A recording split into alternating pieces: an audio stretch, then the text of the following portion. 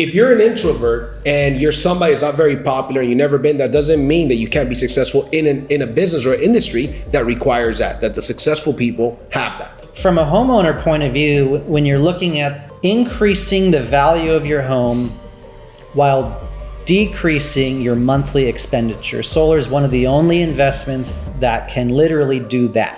You know, that old saying, success exists outside of the comfort zone. That's so incredibly true. If you want to get wealthy, identify where the masses are going and get there first. And you're always in the top 5-10% of whatever you do, someone will tap you on the shoulder and take you to the next place. Yes. The next door will open. I think it's Winston Churchill that said, if you're going through hell, keep going. Right? A lot of people are in a bad position. They stop there. It's like, don't stop there, man. Keep going. It's going to get better.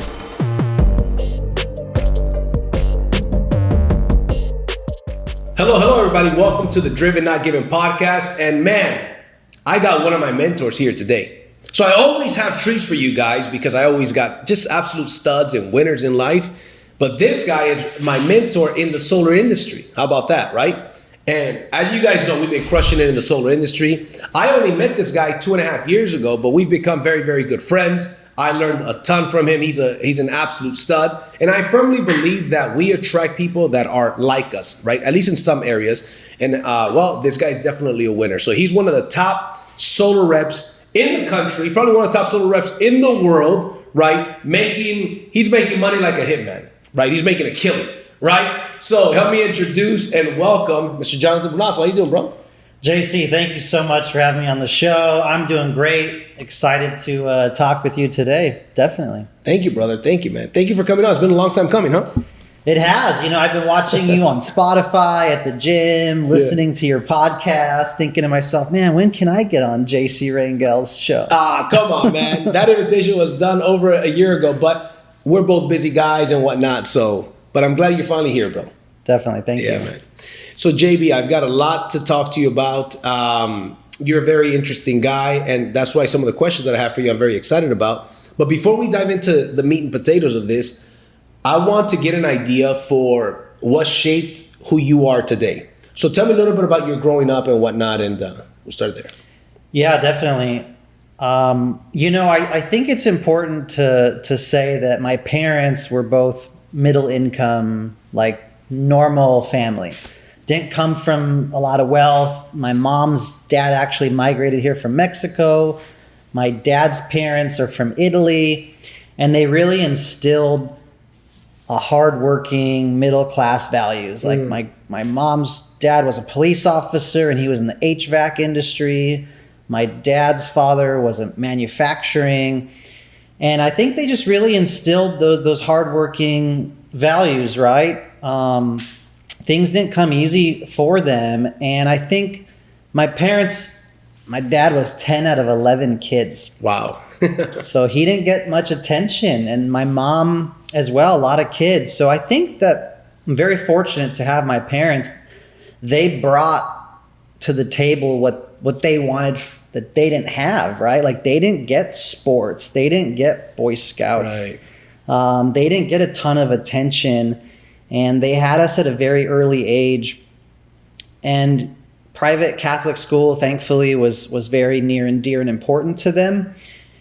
And it wasn't always easy to pay for it. I remember my parents would volunteer at bingo just to help pay for that education. And sports was always something that we were in. Our parents, and especially our mom, it was always go, go, go. It was soccer camps, you know, even acting, tennis, swimming, anything you could imagine. It was always jam-packed. They kept you busy. It kept us very busy, whether we liked it or not. Like Chris and I literally sometimes were kicking and screaming. Chris, my identical twin brother. Yeah. We didn't want to do it, but our mom pushed us, and Boy Scouts also was one of those things. You know, my dad wanted to get out in nature and backpacking and do all these activities. So yeah, we had a great childhood in Southern California, in Claremont, California, and pretty middle income beginnings. Okay. Good. Yeah. So you did a lot of sports. Did that growing up with sports, growing up with your twin brother, you always had somebody to play with, right? But also growing up, when you have siblings, it tends to make people competitive, right? I mean, that's my view of it. But also with sports, would you say that those are two things that helped you be competitive? Or would you even consider yourself a competitive person? Yeah, our family jokes though, oh, we're not competitive at all, right? Whether it's a board game or pickleball right. or tennis or whatever it is. But yeah, looking back, I do think having a brother, especially a twin brother, always something to do something with, right? Whether it's kick a ball, throw a ball, play video games. And that did instill a competitive nature. And I do think in sports as well, being in sports, being on teams, wanting to perform our whole life, whether it was soccer, tennis, swimming, Boy Scouts. I definitely think that led to a driven, competitive environment for my brother and I. That makes complete sense. Speaking of you and your brother being competitive, by the way, your brother's an absolute stud as well, and I respect him a ton. If I recall correctly, did we play tennis? We did. We did, right? In San Diego. I don't remember what the outcome was. What was the outcome, bro? I can't remember. It was 2-on-2, Jim Bunch and you, and my brother and I. That was fun. If I'm not mistaken, we beat you guys. Probably by a little bit, Jim Bunch is a stud. Listen, I don't play, tennis, but I don't know why, Jim kept saying, 40 love or 30 love. I don't know what that means, but no, I'm just kidding, bro. Making a joke. No, but it was a competitive game, but that was a lot of fun, man. And I could tell that you and your brother, you guys are competitive because obviously being a part of the same company, we've competed and whatnot, and it's you guys are very, very tough, man. And so, but that helps elevate everybody's game. Exactly.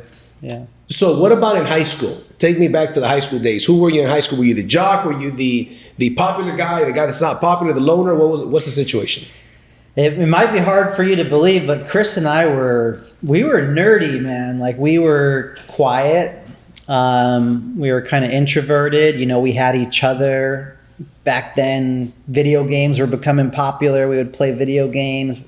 In high school, we actually went to an all-boys technical high school in Rosemead called Don Bosco Tech. And that's actually where my father went. And so we were studying some computer science in high school and a lot of video games. Our parents tried to get us to go to a high school dance. Believe it or not, we never actually went to one. Wow. And yeah, so we were in some honors and AP classes. We were taking honors calculus and doing computer science. We were studying computers and how to build computers, and we're just a little bit quiet, and I think it goes to show you that, for those of you kids out there, there's different evolutions of people's personalities. Yes. I think people get exposed to different things or come out of their shells at different times. But yeah, Chris and I were definitely like that in high school. So if somebody would have seen you in high school, they wouldn't have imagined that you would become this solar sales rock star. No, I don't. You and your brother. I don't think so at all. We were not the cool kids. We were kind of nervous and shy, and I think a lot of public speaking is like a muscle, right? Like, you have to exercise the muscle. Yeah. I was just thinking about how when I went to my first networking events and I stood up in front of the room of strangers, my heart was in my throat. Like, I was nervous, yes. And it takes a lot of work at it to get comfortable on the stage, to speak in public, to do podcasts, to help a lot of members of your organization and company grow and learn and mentor them. I think if someone saw us in high school, the kids that parents forced them to go to a football game and didn't go to a dance and were pretty quiet, it's a totally different Jonathan and Chris. It's very interesting when I see stories like that, right? Because very often I think some people would think, oh, Jonathan was probably always very comfortable around people or speaking. Now you speak in public and you do a great job. You train a huge organization. You have a training every single week, as do I. We both have trainings and stuff. And And so I think a lot of people would think, oh, that's probably who he was in high school. He was probably even popular in high school because he's very comfortable around people, but that's not indeed the case. So I think that's great advice that you give people, because I think there may be a young guy or girl watching this podcast or listening to this podcast and thinking, well, I can never achieve those things. Sales is not for me because I'm an introvert, right? Or I'm not, I've always been, and they put these labels and this identity on themselves, right? Yep. And so I think you're a perfect example of, hey, that doesn't have to be your reality. Yeah, I think you nailed it, JC. You know, especially when you look at my brother and I. My brother is a little bit more introverted than I am. He's more digital, online, and I recall him saying when I went after getting him into solar a year and a half ago, I don't want to sell, I don't want to speak, I don't want to do any of that. And he realized that interacting with homeowners and clients, and now he's recruiting a giant company and organization. It's not a sales pitch, like you say, right? It's an IQ test. It's educating with ethics and integrity. And yeah, he had that label on himself, but what he realized is that it doesn't apply. Right. Once he got into it and started seeing what we do, and now he's flexing that muscle. He's being on some YouTube's trainings. He's training the team on Zoom. He's getting into his talk tracks. He's getting competent with his information and his confidence. And I think that lets you speak publicly, speak well to recruits, speak to homeowners. So yeah, you know, I think you totally nailed it. And that's why I'm such an advocate of BNI networking, team networking, Chamber of Commerce networking, because I was the guy 7 years ago, nervous as heck, at the chamber breakfast with the mayor and the city council and the chief of police and all these business owners that I held on such a high pedestal. Right. I was nervous as heck. And what BNI and networking, all these other forces you to do is get out there, shake hands, talk with the business owners, speak in front of a group of people. Whether you like it or not, it's a forced activity that will only help benefit your business and your business etiquette and speaking above anything else. Of course, you're going to close deals, you're going to meet roofers and be successful, but that's why I'm such a big advocate of it, because I know it helped me flourish in that way, and I know it can help a lot of other people too. I love it. At the end of the day, what you're talking about is getting outside of your comfort zone, right? Going to BNI and speaking at BNI, Chamber of Commerce, and all these things. Doing things that you're not used to doing before. That's all getting outside of the comfort zone. And, you know, not to sound cliche, but, you know, that old saying, success exists outside of the comfort zone. That's so incredibly true. People often ask me, oh, you know, were you in the debate team in school or something, or public speaking? I was like, no, I was actually quite the opposite. I was a loner. My brother and I were in school, you know, we didn't really hang out. I mean, we had a good relationship, but he had his crowd of friends and I really didn't have many friends. Until what's funny with me is that I didn't do sports in school, but I did martial arts. And I was a national champion all the way up until senior year in karate. And excuse me, in the 11th grade, I won like a national champion. And in the senior year, I won a world title. Senior year, when I won a world title, the principal finds out because the teacher told him. So he approaches me and tells me this, and notice that for 4 years, I never mentioned anything about it, never got in any fights or nothing. And so he puts me on the newspaper, right? The school newspaper. So everybody found out. So all of a sudden I became popular, especially with the girls. It's like, man, this is cool, man. I should have let the cat out the bag earlier. You know what I'm saying? Well, that's where it came from. That's where it came from. And then I remember when I started getting this attention that I never got before, I was like, well, I remember watching a movie. This is completely off topic, but still, it's interesting. I remember watching a movie, What Women Want, with Mel Gibson. And I watched a couple of movies. You ever watched that movie? No, I can't So remember. it's a great movie, by the way. Highly recommend it. So he's just such a smooth, cool, calm, and collected dude, single guy and whatnot. And I learned a lot from that movie of, you know, just kind of like to be, you know, your posture and whatnot, right? So anyways, but I wasn't that guy. Even though I had got a little bit of attention in my senior year, I was still reserved. I was never in any, you know, public speaking scenarios. But like you, I started getting outside of my comfort zone. I started in network marketing. I got into public speaking and whatnot.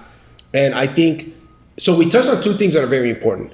if you're an introvert and you're somebody that's not very popular and you've never been, that doesn't mean that you can't be successful in a business or industry that requires that the successful people have that. That's number right. one. Number two is we touched on, well, what gets you there, which is getting outside of your comfort zone. Just do the shit that's uncomfortable. For example, right now, you constantly speak in front of groups, whether it's networking groups or your trainings or on stage in front of 1,000 people.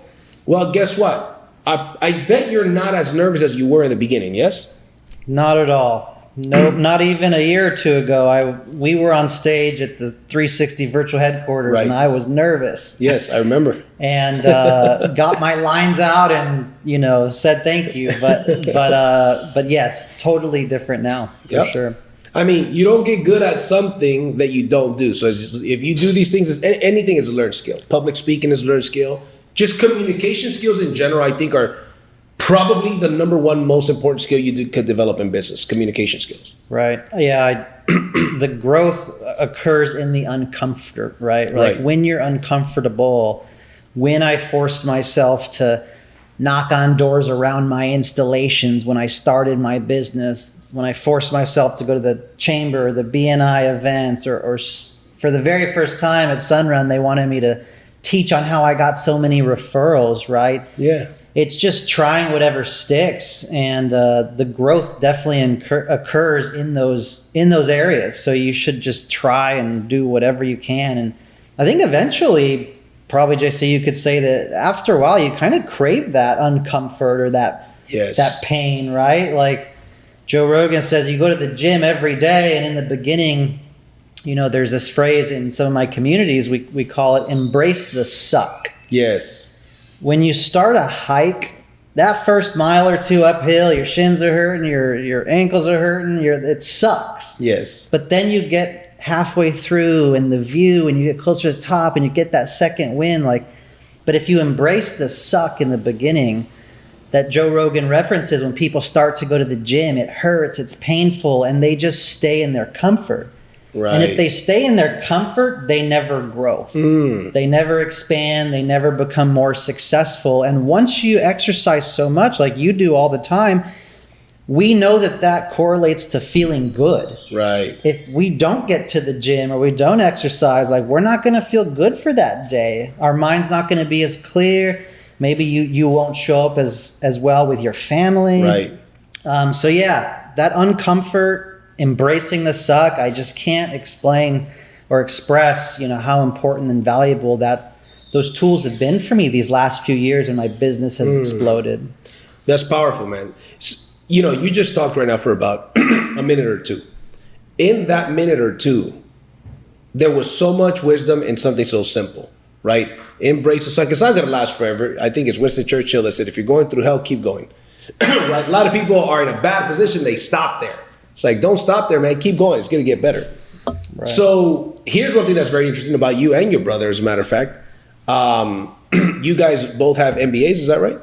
Yeah. We both have MBAs from Cal Poly Pomona. How are you guys so in sync, bro? I mean, you guys are twins. You guys are both crushing in the solar industry. You guys have a great relationship, and you both have MBAs. I mean, what are the odds of that, bro? Yeah, our whole lives in the beginning, we were very in sync in school, in sports, and once we got into Cal Poly Pomona, we thought we were going to do computer science and then computer information systems. Then Chris went off onto psychology, and he started working for another company. And I went into business, marketing and international business. And Chris was graduating with his bachelor's in psychology before I was finishing my bachelor's.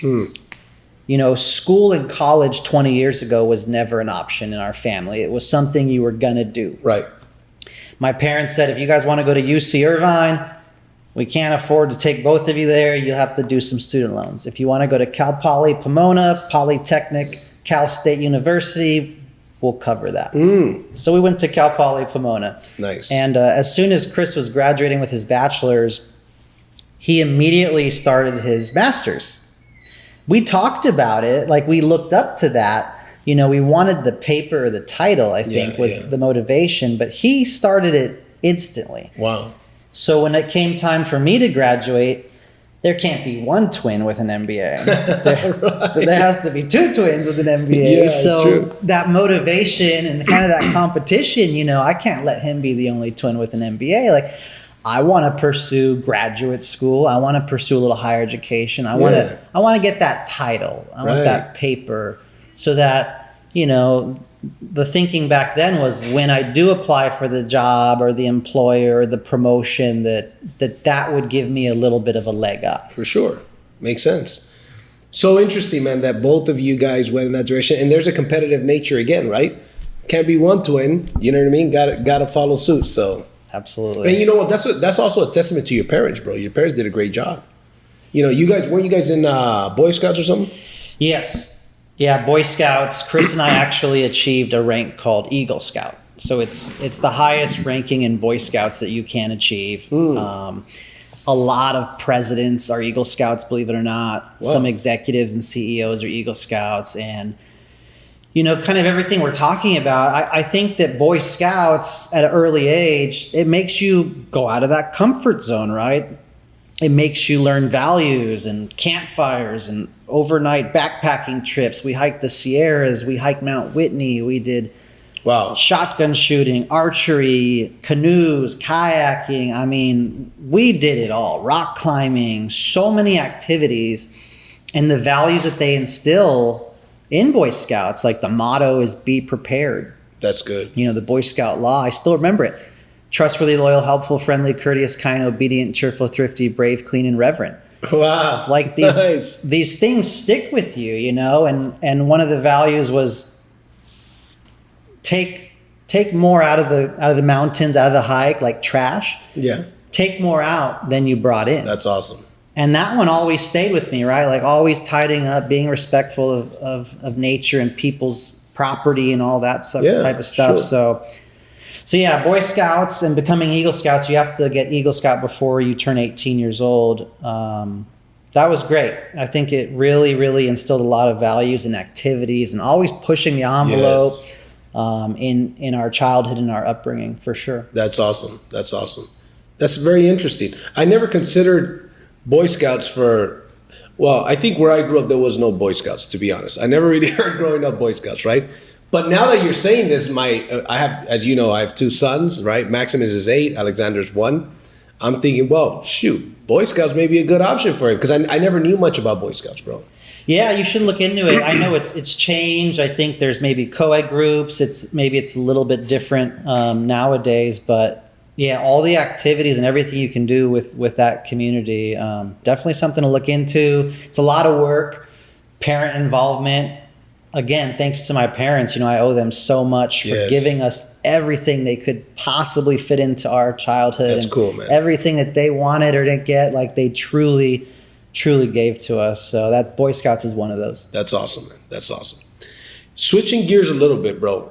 Now we know a little bit of what shaped the person that you are right now because you're very disciplined in seems to me like every part of your life. And that's one of the things I admire about you is that you're that consistent guy. I know that if Jonathan tells me, here's what I'll do, JC, I consider it done. And so that's an attribute that most people don't have. And that's a big compliment because I don't say that to very many people. So switching gears to the solar industry, right? There's an industry that you and I are both in. You were the one that helped me and mentored me in the beginning. And I'm very grateful for that. And I looked you up and I said, yeah, this guy looks like he knows what he's talking about. You were also very humble, which, you know, I don't think it's surprising to anybody that knows you. And so what would you say, where do you see the solar industry to start? Where do you see the solar industry next 10, 20 years? Well, first of all, thank you for those kind words, JC. I really appreciate it. The feeling is beyond mutual, of course, working together with you. I think we're both very fortunate to have each other in business and friendship, for sure. Yes. So the solar industry, I mean, for those of you listening out there watching, that you've seen the news recently, the federal government just increased the solar tax credit and lots of tax credits up to 30% for solar and for the next 10 years. Mm-hmm. Now, I've been watching a lot of podcasts as I do in the gym and trying to stay relevant. And a lot of millionaires and Mark Cuban, lots of people, they look at what the government is doing, Right. where the government is putting its money or its efforts or what they're pushing. Yep. Whether you like it or not, that could be an indicator of possibly where to go. Yes. And it's clear night and day that the administration and for the next foreseeable 10 years that renewable energy and solar is on the table. It's at the top. Mm-hmm. Whether you believe in climate change, whether you think it's cyclical, you know, I don't get into the politics there. I do think that some of the corals dying. I do think that some of the oceans are warming. I do think that the pollution in the air in China sucks. Mm-hmm. I do think that there are things there that are clear. And I believe that if we have an opportunity to put solar and renewable energy, to turn off coal plants, putting more carbon into the ozone or help slow any warming, like why not? Right. What's the worst that could happen? Sure. You know, what's the worst that could happen if we don't do this? That's a good question. For your kids and their kids and future generations. So, you know, politics aside, feelings aside, that's kind of how I believe environmental energy, renewable energy should go. But for the next 10 to 20 years, you know, just to get in a little bit more, with electric vehicles being legally required in California now that we're seeing, I mean, EVs are everywhere, right? Yes. There's so many brands now coming out. Everyone's going to be charging their cars. The current grid in the country can't sustain that type of demand. Nope. It just can't. We're seeing heat pumps now go electric. We're seeing new homes being built being all electric. We're seeing natural gas go away. I mean, everything we're doing with devices, technology, cars now, everything is electric. And, you know, whether it's cyclical or not, I do think that there's warming. We just had some intense heat waves. Yes. We're seeing these archaic 100-year-old utility grids. We're seeing those lines and wires spark. Yep. We're seeing fires be caused from some of these utility grids. And I just think that people are waking up. Mm-hmm. You know, what is it? 4 to 5% of eligible homes in the country currently have solar. Right. And when you look at the 4 to 5 million homes that have solar in the country, it's a very, very small percentage, right? Yes. That 4 to 6%. Now, out of that 4 to 5 million, 500,000 was installed last year alone. Wow. Like let that sink in for a second. Solar's been around since the 60s, you know. My parents got it 8-9 years ago. My uncle got it 12 years ago. It's been around. But the fact that out of 4 to 5 million, 500,000 was installed last year alone, every single minute someone went solar in 2021.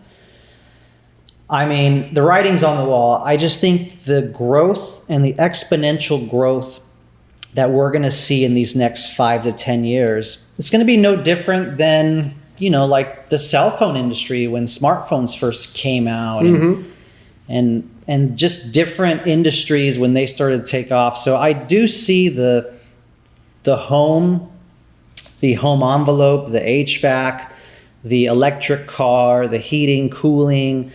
I do see that as really being the forefront for renewable energy in our industry in the next 5, 10, 20 years. It's going to boom. Yes. And I think we're just getting started.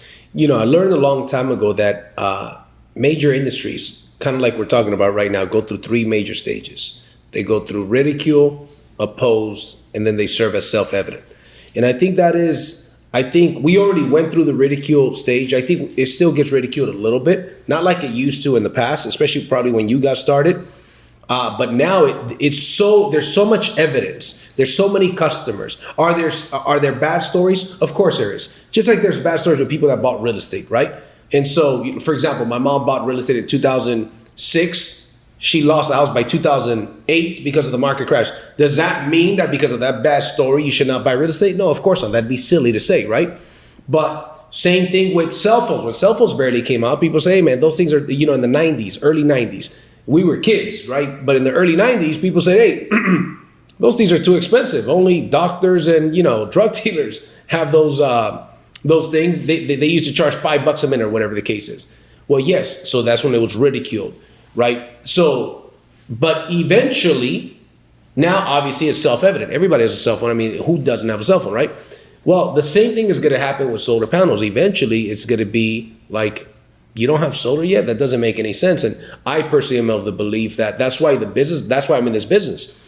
Because I'm of the belief that, listen, this is where the world is going. As far as I'm concerned, it is self-evident that this is where we are going.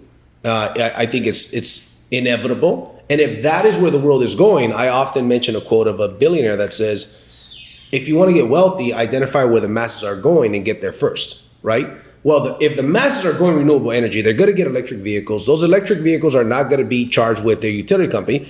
Most of those are going to be charged with solar panels. So I think the potential of this industry is tremendous. That's why I've been screaming it ever since I got started. I mean, I don't know if you remember, but when I got started, I did a video on Facebook. I went on Facebook Live and I said, this is what I'm doing. This is why I'm doing this. I'm going to be doing this for the next 15 to 20 years, minimum, all out massive action.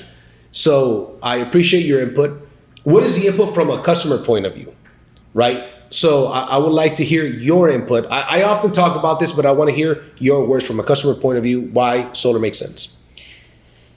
Well, we're lucky enough to be in California, and solar makes sense in a large majority of the country right now, but especially in certain states more than others. And there's a number of reasons why. But when you look at the utility rates and inflation and everything going on right now, we just saw California, Florida, and Texas increase 15% in 1 year alone. So people's utility rates just went up. And this is not new. Like the average increase 4 to 6 to 9 to 11% every single year. So when a homeowner's looking at their electric bill, they're looking at an electric car to possibly charge now, they're running the AC to stay cool. We're still coming out of that COVID where people are working at home more. Yes. And they're moving around more. They're not tied down to a physical location anymore. So they're home more often, which means more electricity, more heating and cooling in the house. And when they start to look at their electric utility bills, that's usually the highest bill, right? So if you're going to be in your home more than 5 years, are you really going to throw away tens of thousands of dollars to a dirty electric grid that doesn't have your back, that probably is giving you some blackouts that you didn't used to have? They're switching people to this thing called time of use. So they're actually charging you a lot more, between 4 to 8 or 5 to 9. They're not your friend. Right. They have caused fires here in California. We saw the fragility of Texas infrastructure go down, and those ice storms and all the horror stories over there. Some of the unfortunate weather events in Florida as well. Yep. So I think the narrative, like you said, the ridicule phase is pretty much gone. Yep.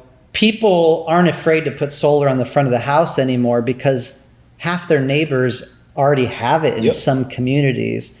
So from a homeowner point of view, when you're looking at increasing the value of your home while decreasing your monthly expenditure, solar is one of the only investments that can literally do that. Right. Decrease your out-of-pocket expenses every month while increasing home value, locking in a price for electricity, owning your energy, getting that 30% federal tax credit while it's here that the government's pushing. We might get into the net metering and the incentive from the utility. That I can't stress enough how important it is to lock that in now. And this thing will pay for itself. If we're seeing this now, imagine you selling your home in 5 years with a pool or 2-story. The buyers are going to ask, what's my electric bill going to be in that house if you don't have solar? That house comes with paid off solar. I should look into that one. And whatever your reason is, for most people it's savings and monetary reasons. But for a lot of people, it's also environmental. Like we said earlier, doing right, setting a precedent for your future generations, telling your kids, hey, we went solar, we went renewable energy because I believe in it. And we have a duty on this planet and this earth to lower our carbon footprint and not waste disposable plastics and all this crap. Like, we're going to do our part to protect this world for future generations. So, man, JC, there's so many reasons why homeowners should look into it. And any of the objections, competent, smart, ethical sales rep can educate. They're not going to be pushy. They're going to show you that there are zero down options. They're going to show you there's rental, lease, PPA options. You could do different variety of loans. There's cash prices. There's some different equipment. So of course, if you're a homeowner and you're going to be in your home for 3 to 5 years or more, whether it's California or many of the other states, you should absolutely look into it. And heck, start referring your friends and family and neighbors. Get that $1,000 referral because they're going solar whether you do or not. That's right. That's right. That's what I tell people, man. Every one of my customers becomes an ambassador, right? I have one lady, as a matter of fact, Huntington Park, California. I say her story often. Southern Solar, she was a referral from a real estate agent, and she refers me 5 people after she went solar. She sees her bill go negative. She's like, oh my God, I got a bunch of credits. Edison owes me money now. Yep. I'm paying less than I used to pay before. I added, value to my house. Call my sister, call my niece. 5 people went solar because of her, neighbors and family and friends. She earned $5,000. To this day, she's stoked. She's happy. I call her. She's happy, and she continuously sends me business because you hit the nail on the head. If you've got a good sales rep that is ethical, that knows what he's talking about, he'll show you the different options that are best for you, and that's how it goes. As you did mention right now, net metering 3.0. So can we talk a little bit about net metering 3.0 and how things are going to change with that? Sure. For anyone listening out there, solar professionals, homeowners, entrepreneurs, around the country, but more in particularly in California, there's something called net metering. And it's the idea where when the solar is producing during the day, if the home's not using it, the utility company takes that energy and pays you or gives you a credit. Now they can use that energy for other homes and whatnot. But that's the whole idea of net metering. Every solar client has to have that. It makes sense. And in California right now, we have something called net metering 2.0. So for example, net metering 2.0 does require time of use rates, which everyone's being forced to. Yep. There are some minimum connection fees or non-bypassable charges. Often a minimum connection fee will be between $15 to $30 a month, for example. But with the net metering 2.0, it's pretty close to a one-to-one payback. Right. So JC, and many other solar pros know that if someone is paying cash in California and has a big electric bill, this system will pay for itself in sometimes 4, 5, 6, 7 years. Yes. Like, the payback is insanely fast because the electric grid pays you during the day for the extra energy and you get to take it back at night. So the utility company can't afford to do this to infinity. They stage down or tier down the net metering benefits. So the big news with all that to say is net metering 3.0 is on the horizon. And that's for California. This is for California, correct. All major utilities in California, the publicly owned ones like SoCal Edison, PG&E, SDG&E. Right. And what we do in California does set a precedent for other states. So it is important. So net metering 3 has been talked about for some time now, and it's continually gets delayed and pushed back. And the proposal that's been put out, it's kind of nasty. They're trying to jack up those monthly minimum connection fees. They're trying not to pay back the client, the homeowner, as much for the excess energy. Right. What that could mean is you're going to need more panels to have the same savings, a lot more panels, and your monthly minimum fees are also going to go up. Right.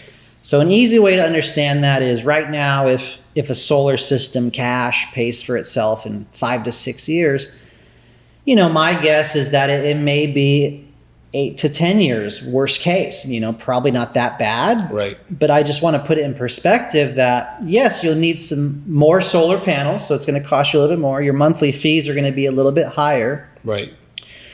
And by the way, when you do go solar, especially at our company, Powur, they apply for the interconnection proactively to lock that in. So you can be grandfathered into net metering.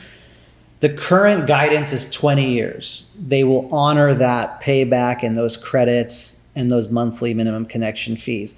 They're trying to retroactively change that to 15 years, which I think is insane. Right.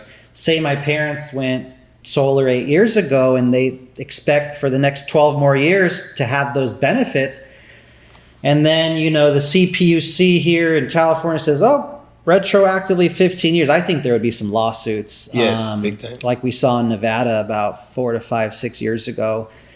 So with all that to be said, net metering 3 has not been voted upon yet. When it does get proposed and voted upon, if it gets approved, the soonest it could go into effect would be 4 months from that voting date and that approval date. To put that in perspective, Florida, Texas, my house in Las Vegas where I reside the majority of the time now is 14.8 cents. Wow.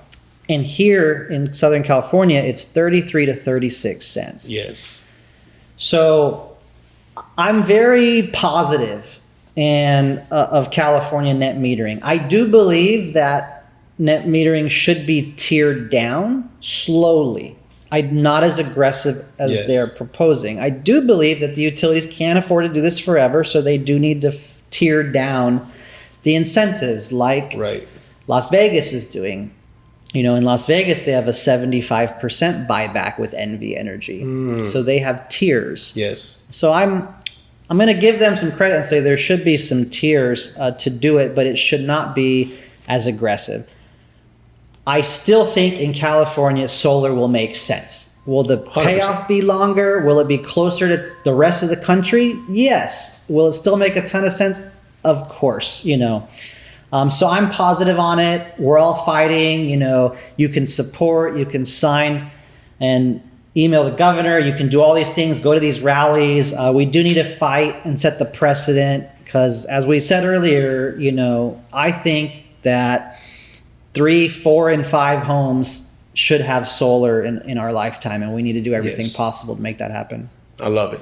And it's so true when you mention about, people that get up in arms. And I think just in general, people, they tend to worry about things that never come to pass or things that come to pass that weren't that big of a deal like they made them, right? Being in the company that we're in, we virtually sell and we sell across the nation.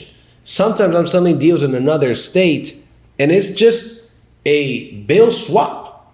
There isn't even much savings, or if there is, it's 10, 15 bucks. Over here, even when net metering 3.0 kicks in, there's their payback is still going to be, as you mentioned, 8 to 10 years. It's still going to make sense in California. And I think the solar industry being such a great industry, there's great money in this industry. There's a lot of customers. As I mentioned, to people, if you can't close a solar deal, you can't close a window, right? Because it, in my opinion, is the easiest sale in the world. That's why when I came into Powur, I said, oh man, I'm going to smoke everybody because they don't realize what they've got. Selling this, first of all, is easy. So what happens is because it's so easy, it spoils people. It makes people that are average salespeople look like above average or even sometimes extraordinary salespeople. No, you're not that good. You just happen to be at the right place at the right time. So my advice to people like that is, hey man, warrior it up. Stop being such a, yes, guess what? It's not only going to change though for me. It's not only going to change for you. It's going to change for everybody, right? So people are still going to go solar whether or not you move to another state or not. And I think people that also mention that, Jonathan, have never sold in another state. right? Right. Yeah. And just on that, I mean, it's one of the mottos that I always live by is working my ass off with whatever's in front of me. Whatever tools are in front of me, I'm going to perform. And I'm going to grind and have the grit.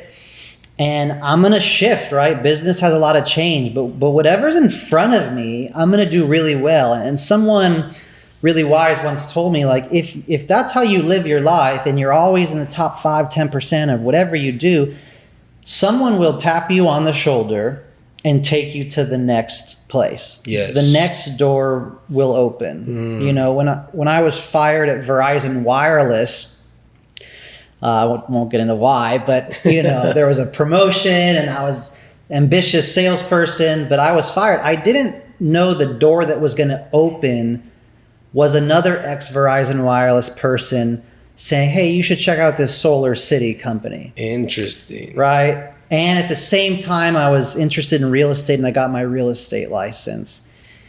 I'm going on a tangent here, but you never know what door is going to open when that door closes. At the moment, it feels like the end of the road, the end of the chapter. But trust me, you know, our friend Robin Mansell just posted on this too, that the next path, the next door is going to show itself, and you're going to be thankful that chapter closed on you. Yep. And there's just so many synchronicities in my life where that's true. I'm sure for you too. So many different areas. And just to finish this point, you know, when you work insanely hard at whatever's in front of you, I think one of the reasons why we like Powur is because they're always changing the game.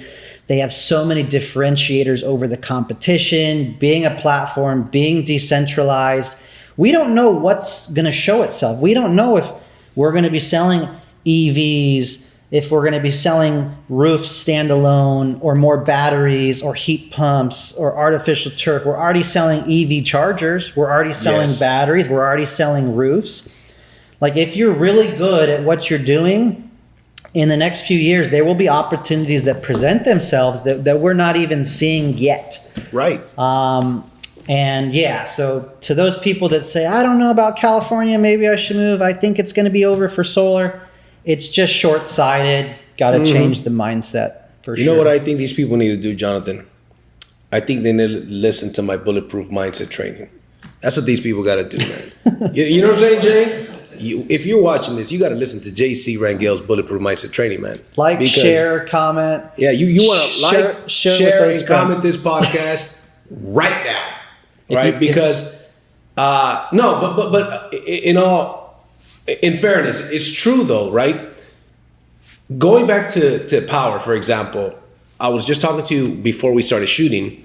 I just got off the phone with a guy that I met today. He saw some of my videos online, and he is a district manager for one of the biggest solar companies in the world, right? From another state. And he says, hey, listen, man, I saw your videos.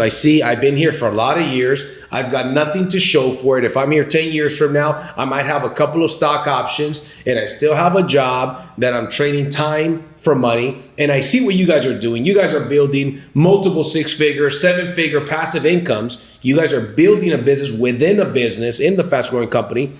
So you know what? I'm open. Long story short, I say to this guy, listen, so I answer his questions, and he says, how do I sign up? Send me your link so I can sign up with Powur. I say, here's a link. By the way, this is short notice, but I'm going to tell you anyways. We have the most powerful training happening this weekend in the solar industry. And I really believe that, right? I know that some people are going to listen to these words, they're going to scoff. How do you figure, we got this con event and whatnot? I'm sure there's other great companies. But the reason why I feel the way that I feel is because, look, even when you go, for example, I believe EXP is probably the real estate company that puts on the best trainings, because they're not only going to train you how to sell solar, it's how to sell real estate. EXP Realty is going to show you how to sell real estate, but they're also going to show you how to build a business within a business. That's right. There's guys in EXP Realty making $1 million a month, bro. $1 million a month. What realtor do you know, have you ever known in the history of real estate that's made $1 million a month without selling real estate? That is some crazy stuff, and that's the trajectory that we're on. So the reason why I say we have the #1 best training in the industry, bar none. And by the time this episode airs, by the way, that event already happened. Sorry you could attend 2023's event. But the reason why is because we teach people on personal growth, on the development. There's a lot of mental midgets. I hate to say it, it sounds bad, but it's true, man. You know that lately and by the way, I'm a lot nicer than I used to be before. Before I used to be a lot more raw, but it's true, right? Because you deal with this all the time. This day and age, there's a lot of mental midgets. A lot of people are easily offended over anything, bro. But, oh, my deal's going bad and it's taking longer to install. Brother, that's what you signed up for. We get paid based on the size of the problems that we solve. So when we train people on how to develop a bulletproof mindset, not only how to sell solar and overcome objections, how to get more leads, all that's a given. That's what everybody else is teaching. But you know what we're teaching people? The power of leveraged income. The power of, here's what most people do in the beginning. They go, work, check. And they go, work, check. Work, check. And eventually, though, when you're building a company within a company, that's why even if it's not with Powur, it might be with another company. Eventually it gets to the point where you're like, check, work. Which is the point that JB and myself are in. We don't have to go out there and continue to sell solar if we don't want to. We can ride off into the sunset right now if we want to. But we're two young, energetic guys. We're going to keep building this thing. We're going to keep inspiring people, showing people what we did.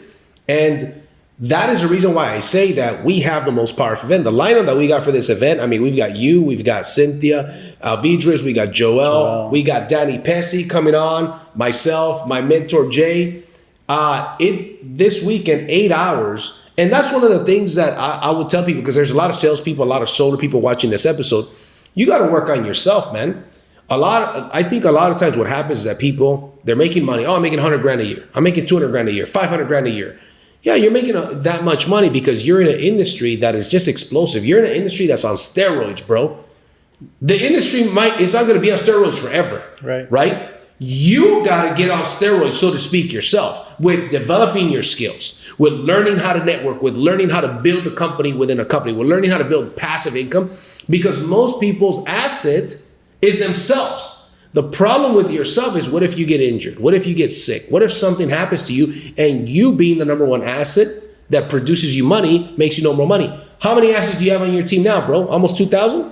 Yep. Yeah. Almost 2,000 people on this guy's sales organization that if he takes the day off or the week off or the year off, those people ain't taking the time off. They're not taking the time off. I've got over 1,000 assets on my team. 1,000 people that say, hey, listen, I want to sign up and do what you're doing. I want to build a passive income. I want to sell solar, help homeowners, save the planet, do all of these things. Guess what? Freedom comes through passive income. Freedom comes through leverage. So anyways, just wanted to throw that out there. That is a fire clip, exactly. So, but anyways, one of the things that I want to ask you for sure is this. You've got a lot of, how many years in solar now? 2014, 2015. So coming on 8 years. Wow. I would say, yeah. Okay. Mm-hmm. How does somebody avoid the solar coaster? Or what can they do to minimize a solar coaster? The solar coaster, that term that's thrown out there, we see the rise of companies and then we see the fall of companies. Yep. For those that have been in solar 3, 4, 5, 8, 12 years, we've seen it all. We've seen companies come and go. We've seen some of the biggest companies like Solar City not around anymore. Mm-hmm. We've seen Peterson Dean gone. We just saw Pink Energy destroyed. Yep. And just everything that we're saying. Why do you think that is? I'm sorry to cut you off, but why do you think that is? I think that's an important question. Yeah, that's great to look at.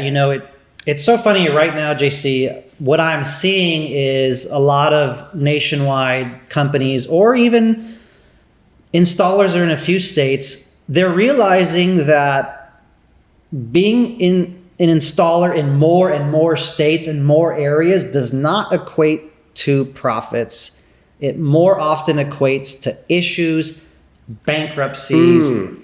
I just was on a Zoom yesterday for our enterprise with Charles, and we were just talking to a multi-state installer who literally told me they see that that's not the way. And in a time right now when interest rates, right, with the real estate, yep. Same thing with us in the solar loans, interest rates are crazy. We saw supply chain issues coming out of China and tariffs and craziness there. So if you're an installer and you're paying tons of people, tons of insurance, tons of warehouses and trucks, and you're trying to expand into a new state, and there's so much instability there with this industry, with the permitting, with supply chain, with interest rates, with shifts, with net metering, it's going to be very, very difficult for you to survive. So when we look at some of those companies, maybe they didn't differentiate enough. Maybe they only went with one lender or one inverter, or maybe they went with this one generator company who ended up tanking and causing issues, and now half of their homeowners are lawsuits. Wow. They're gone. You know, if you go with one lender who can't stay up to date with this interest rate climate, and then they can't turn around and pay all the projects, you're dead in the water. So I just think there's so many reasons why we've seen some of these big companies come and go, you know, just to name a few. And when you look at a decentralized model, a community, a network of installers, a network of sellers and enterprise owners and teams and different products, we don't, you know, go just after one lender. We have the top 4 or 5 lenders. Right. We have the top equipment, you know, thanks to our leadership, and hopefully whatever company you're at, same thing, you know, they're looking towards the future with this uncertainty. But yeah, those are a few reasons why I think that some of the big companies do come and go. And to your solar coaster point, this industry is not for the light-hearted, the weak stomach, right? You're talking about construction. You're talking about turning off someone's power for the day, drilling holes into a wall, drilling holes into a roof, getting a permit that's taking 60 to 70 days in some cities here in Southern California. You know, you're talking to a utility that doesn't really want to lose a customer that you have to get to approve this system. Yes. There's just so many things in this industry, from customers that will cancel on you, that will go with competition. There's low margin, you know, companies out there. So I just think that one of the ways to avoid the solar coaster, you know, to your point earlier, is to differentiate your income. When I made the shift to Powur, and I'm actually at EXP as well, I became very attracted with those 4 to 5 income streams, right? Yes. Like we have at Powur, we have this brand new loan rebate, which is ridiculous. Mentor deals, personal deals, stock options, revenue share, team building if you want. So when I saw like multiple income streams, I was like, wow, if I just want to help people and earn that way, I can. If I want to just sell myself, I can. And the unique thing about Powur is we have people that are doing just that. You know, Cynthia's one of the best mentors. Paul's one of the best personal salespeople. My brother's one of the best team builders, and they bring their strengths to that. But I would just say find a company, a home that has people that you look up to, that you can learn from. It should be a very giving community. You should be able to shadow them, attend trainings, in person, Zoom, virtual. You should have some of the best training available at your fingertips that you can watch and learn. If you differentiate your income, if that's your goal, to help others, help owners, homeowners, build a team, you know, maybe some stock options. If you differentiate your income, then you'll shield yourself from some of those waves and those storms, right? You won't be susceptible to have to quit and go back somewhere else. Right. And start all over again. So that's one of the ways I would answer that question. And another way for me is try everything all the time, right? Try the BNI networking, try the Chamber of Commerce, post on social media, LinkedIn, Instagram, Facebook, TikTok, get ambassadors like that $1,000 referral ambassador, that realtor that gave you 5 leads, right? Connect with the real estate industry, get ambassadors, get clients that refer you deals, maybe door knock around your installs, do flyers, run some ads. I mean, it's limitless what you can do. And if you're at a company that has that capability, you're not forced to take company leads and earn $500 and go to 10 houses a week, driving around. Like, you know, you really want to take a look at all those things. So, and also, you know, always brand yourself. Yes. Just a tip for those of you out there. If you're standing behind Solar City or Sunrun Costco, or if you're standing behind Vivint, it's not going to end well for you. Mm-hmm. You know, one of the things I learned in business a couple of years back when I got into real estate and solar is brand yourself. Yes. You know, JC Rangel, you Google him, you YouTube him, he will always be an entrepreneur that stands out for whatever he's doing. He'll always be the renewable energy guy.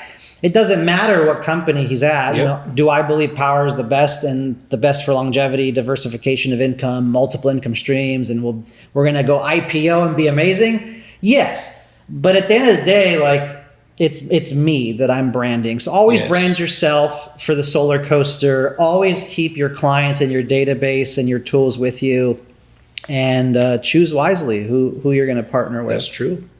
I think, you know, when you talk about the solar coaster too, I think a lot of people also go through the solar coaster because they also don't, a lot of them, I'm not saying not all of them, but a lot of them, they don't keep their pipeline full. You know what I mean? I was just talking to one of the guys on my team from the Carolinas. He calls me and says, JC, I'm ready to do things the way, because he came from the traditional solar dealer. He says, I want to do things the way that you and JB are doing things, because I'm sick and tired. It's either feast or famine for me, because he's out there always chasing a deal, and there's no leverage income. So sometimes he says, I'm like rolling around in the money in my bed. He says, not literally, but I'm doing that. And then I'll stop door knocking, and all of a sudden my money ran out. I've got nothing in the pipeline. Well, that's definitely going to make you more susceptible to the solar coaster. But if you develop the discipline to be consistent and keep your pipeline filled, now, if you're able to have other people assign you leads and you're able to close more deals and you're able to get paid a passive income on the sales other people make, when you lose a deal, it doesn't hurt, right? Like if you got 70 sold deals, right, which at any given time, I have about 70 sold deals in the pipeline.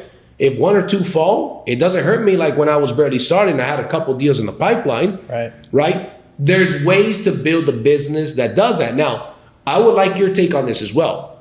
We're talking about solar, we're talking about Powur. We're both in Powur, so we're going to talk about Powur. People ask me, JC, why is your company going to be around, whether it's customers or it's people that are trying to join the company versus other companies? I'm like, look, it's very simple. Our overhead is very minimal. A lot of these companies, they spend a bunch of money on marketing, a bunch of money on advertising, a bunch of money on, salaries and, gas cards and all these kinds. Powur spends none of that money. Not only do they not spend that money on it, we pay $85 a month to be a part of the company. They got about 6,000 people that pay $85 a month. Do the math. Just for waiting, company's making tons of money, $500,000 a month just for waiting before any one of the $1,000 or $1,100 sales that happen on a monthly basis, right? So therefore, that's why we're going public in a couple of years. They have to show strong financials if they want to go public. They pay money when the sale is made. All these other companies, why do you think, Solar City went bankrupt? They're spending all this money on marketing. None of these companies have figured it out. Some of these public companies, you can see their financials. They haven't turned a profit. While we got $20 to $50 million in the bank at any given time, the business model is different. Men lie, women lie, numbers don't lie. Why is it that I could sign up a deal today, do a virtual site survey today, and get paid my M1 $2,000 48 hours later? How many companies do that, man? It doesn't make sense. They're like, how can a company operate on 15% margins, right? It's simple. The membership fee is what makes that difference. If there wasn't the $85 a month fee, I got a guy from another company. I'll mention the company. I don't care. It's a good company. I got nothing against him. Sunrun. Yep. Funny story. Guy from Sunrun was like, JC, yeah, but at Sunrun, they don't charge me nothing a month. I don't have to pay no $85 a month, bro. They give me a bunch of free shit. That's what he said, right? I said, okay, how many deals did you close last month? He says, I closed about 3, almost 4. I said, okay, what'd you make on your last deal? And he shows me, made about $3,200 on that deal. I said, cool. Let's put that exact deal. You already sold it. It's not like you give me a lead. I got 10 leads daily that are fresh leads. I don't need your leads, bro. Let's put that same deal, same house, same system, same panels, inverters, everything. We're gonna do it identical. See how much you make here. $6,000, just shy of double. I said, how many deals do you close a month on average? You said. He said 3. Average 3. So 3, and you're losing about $3,000 on each deal. You're losing out on $9,000. Let me ask you something. Because remember, he says they give me a bunch of free shit. Yeah. So let me ask you something. They give you $9,000 worth of free shit? Oh, shit. I didn't look at it like that. I said, you're stepping over dollars to pick up pennies, bro. You know, $85. Stop thinking of a broke employee mindset. $85 would have cost you to run your nationwide solar brokerage, to earn the highest commissions in the industry, to get paid a 1.5% on the dealer fee, to get all of it, to build a team, to be a broker, to earn leverage income, to earn stock options. He signed up. That's what sounds like me 3-4 years ago. No kidding, right? Yeah, I mean, at Sunrun, you have a gas card and this false illusion of security, and you have a quota you have to hit. And like you said, they haven't figured it out. They are giving a bunch of leads to people that they have to pay lots of money for. The close rate is horrendous. The price has to be the highest to pay all these layers of fat. Wow. What they've been doing, I believe, is trimming some of that fat. They have reorganized, let people go, reduced pay, and as of late, the latest news I've heard is they are no longer going to be giving a base compensation or a base pay to their corporate employees or a gas card. I think they realize there's too many layers of fat. There's too much cost. If you look at their balance sheet, I've heard that some years, some quarters, they're not really even profitable. Wow. And they're realizing that they have to trim and possibly go commission only on some of these representatives. In the state of Nevada, some of those announcements have already been made. Wow. And I'm telling some of my friends in California, guys, the writing's on the wall. If you're comfortable with a few leads and a little base pay and a gas card, in a year from now, you might be wondering how you're going to put food on the family's table, because things are changing. Right. So yeah, I couldn't agree more with you on that Sunrun story there, for sure. Oh yeah, man. It's the writing's on the wall, but hey, listen, it's to each his own, right? Some people there's a saying in Spanish, le gusta la mala vida. That means he loves the hard life. I don't want a hard life, man. I want bigger commissions. I want more time freedom. I don't want quotas. Who the hell wants quotas, right? I want to just listen. If I choose to take all December off and go to the mountains with my family, I'm going to get paid more money, deposit in my bank account that would have cost me to be out there, and and just get paid a ton of money, man. So that's right. It's a beautiful thing. When I was at Solar City, in February, coming after winter, it's a little bit slower seasonally for solar back then. I was their top performer the prior year, right? 2017 or whatever it was. And I probably did 130 sales in that year. I was one of the all-stars. I had over 80, 90 installations that year. And in February, you're not on track to hit your quota this month. You already had a warning within the rolling 90-day period. If you don't hit your quota, you will be terminated. Wow. Yeah. So there, like I said, that false illusion, that false sense of security, at these corporate employees, you're just a number. Even when you're the best of the best, the Pauls, the Cynthias, Lorenzo, some of the guys that I've brought into the team, they've all been there. You're good as your last month, you're good as your last door, and good luck. So you got to build your own stuff, man. That's what I love about here. We're building our own business within this business, and yeah, man, we could go for days on these stories, but it's crazy. Switching gears a little bit, Jonathan. One of the things another thing yet again that I admire about you and I'm impressed by you is that you make great money, but yet you live a chill lifestyle, right? It reminds me of a book, The Millionaire Next Door. You read that book? Yes, actually. Okay, so tell me about your philosophies around that book and around the way you handle your finances. So I must have picked it up from, a little bit from my parents. And I did read that book. I don't read too often. I'm more of a YouTube podcast kind of guy. So I don't have a Rolodex of books I can rattle off, but that was one of the ones that I did read.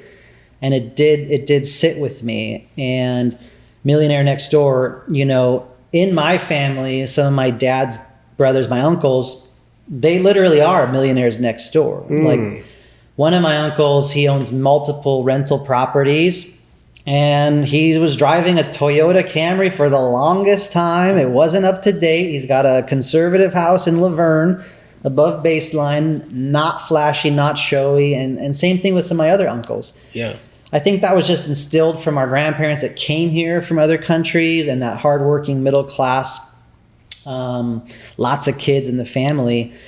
But yeah, I'm fortunate to not be in communities or be as entertained by those flashy objects. You know, when I was 25 and I worked at Verizon Wireless, man, I was making 70, 80, 90 grand selling cell phones, and people didn't know.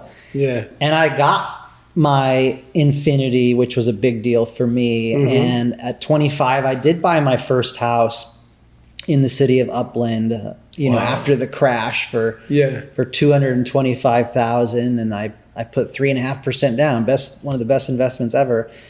So I kind of had a little bit of flash. I had a little bit of money, but that didn't matter. And soon after, especially these last 5 years or so, the people that I look up to wear a blank black T-shirt. Yeah. You know, they wear regular clothes, blank clothes. They have the biggest impact in people's lives. Right. You know, some of the charitable, philanthropic things that we do at Powur, and I've been lucky to bring to Powur, building homes in Mexico, giving back to others, donating the solar there. It's intoxifying, honestly, to lead in that way, to kind of be able to show others that like success is possible, but giving back should be part of that. It should be a forethought, shouldn't be an afterthought.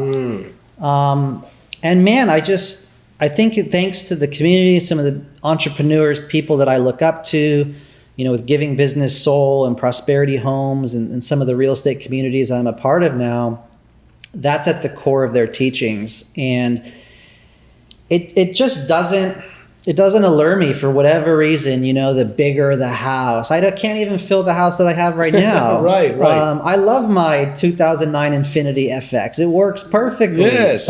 There's no reason why I need a little bit of a flashier car, although I'll probably get an electric car here pretty soon. Well, I mean, shit, you just want an electric car. You know what I'm saying? You might as well get it. But yeah, so for whatever reason, just staying humble, giving back, wearing blank clothes. It's always kind of been something that I've lived by. And I'm also more interested in putting some money in real estate, right? Diversifying your income. You mentioned earlier rolling in the money and then not. You know, thankfully, my upbringing, those around me, even when I was in my 20s, you know, some of my friends were like, rental properties.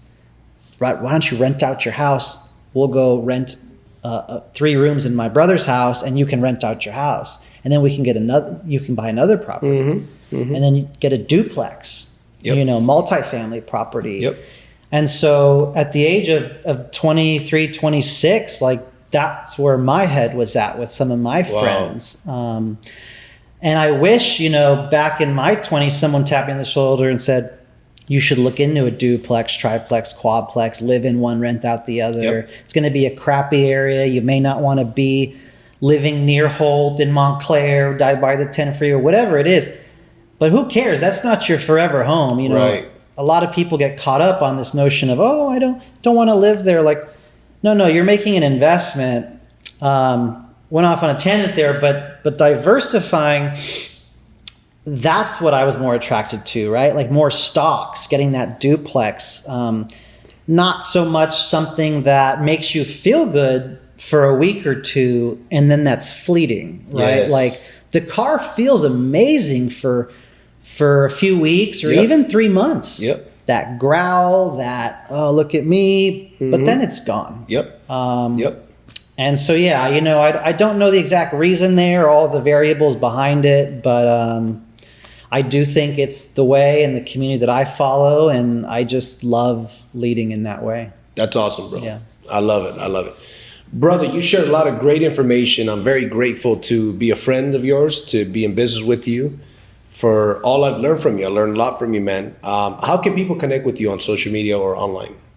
Sure. Thank you, JC, by the way, for having me here. You know, when we first met 2.5 years ago, maybe, you were a national speaker for real estate companies. We connected, and man, of course, you pronounced what you were going to accomplish and do and set out, and some of the haters went into out there. And man, everything you've said has come true. Thank you, brother. And it's just awesome to see how many lives you're impacting, you're helping, the teammates that are being motivated because of you, the team that we're building, and these next 10, 20 years are just going to be insane for everyone. So, thank you, brother. I appreciate it. If you'd like to look me up on Instagram, Facebook, LinkedIn, YouTube, it's really just at John Brunasso, JONBRUNASSO. Feel free to hit me up on any of those platforms: TikTok, LinkedIn, Instagram, Facebook, YouTube. Got a ton of value there. Hopefully we do this again too, and I'd love to connect with you all. Absolutely. My brother, appreciate you for coming on the podcast, man. This podcast episode, make sure you guys share this with anybody that you know that is interested in growing, especially people in the solar industry, right? JB, appreciate you once again, my brother. Thank you. Okay, guys, hope you guys enjoyed this podcast episode with Jonathan Brunasso, and I'll see you guys at the top or from the top. Take care.